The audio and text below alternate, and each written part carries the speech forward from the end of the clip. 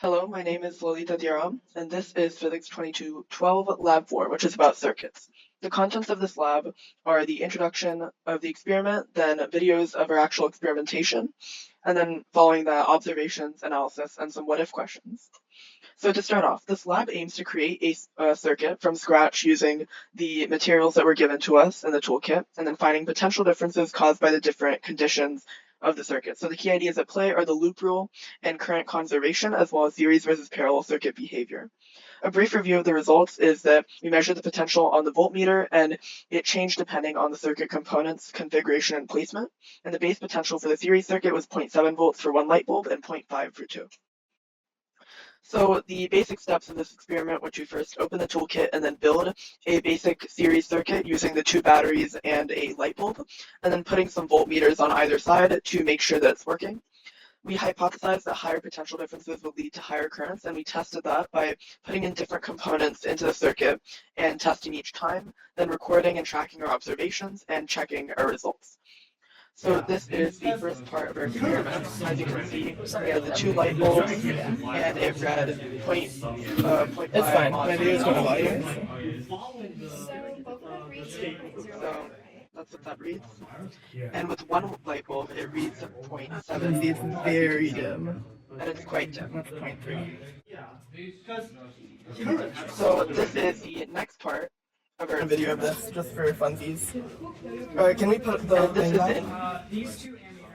And this thing is back? in a parallel circuit, so you can see that putting the voltmeter on one of them changes the reading values, and it also turns this bulb off because it's putting that one bulb into parallel. It says like, dude, I also tried putting a magnet on there to see if the magnetic field would interfere with the light bulb. measuring voltage across the And capacitor. as you can see, there is a clip here where the light bulb actually turns off.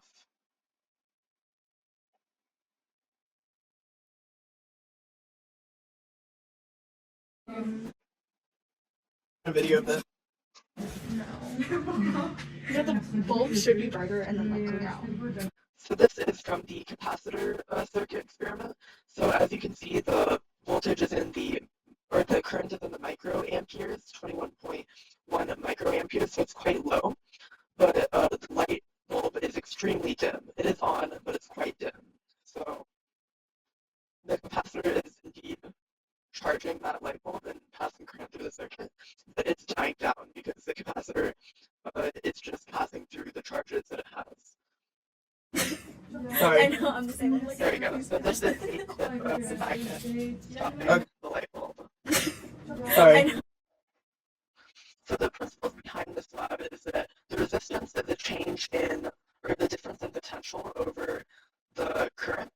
So you can see there, and these are the values that we recorded, as well as the ideal image of what a capacitor and ammeter might behave like in the circuit.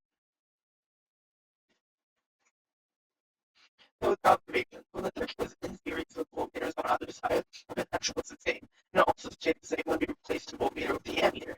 The circuit was in parallel with the voltmeter and ammeter, and we noticed that the current was rerouted through the multimeter because there was lower resistance in the device, so it didn't go through the section with the bulbs at all, and the lights were turned off. When there was one light bulb instead of two, because of the lower resistance, the potential increase in the light was also brighter. And the capacitor charging the system made the light shine brightly for an instant and then quickly get weaker. When the magnet was oriented a certain way, it turned off the light. So this all goes to show these potential analyses. The potential differences are constant throughout a series circuit, but are different in a parallel circuit, and magnetic fields can affect the flow of current and completely halt it if it's right next to it. So the assumptions we made is that the ammeter has no resistance and that attack error is not significantly affecting the accuracy. This might be wrong because all real ammeters have a tiny amount of resistance, and the multimeters were kind of finicky at first. So these are the questions. So what if we were doing this lab in real life? Okay, we did do the lab in real life, but what's different about a real ammeter versus an ideal ammeter? And then if we're completing laboratory circuits, use an ammeter to measure how long it takes to charge the capacitor. So the ideal simulated ammeter has zero resistance, but our ammeter did have some, so it might have changed the results of it. And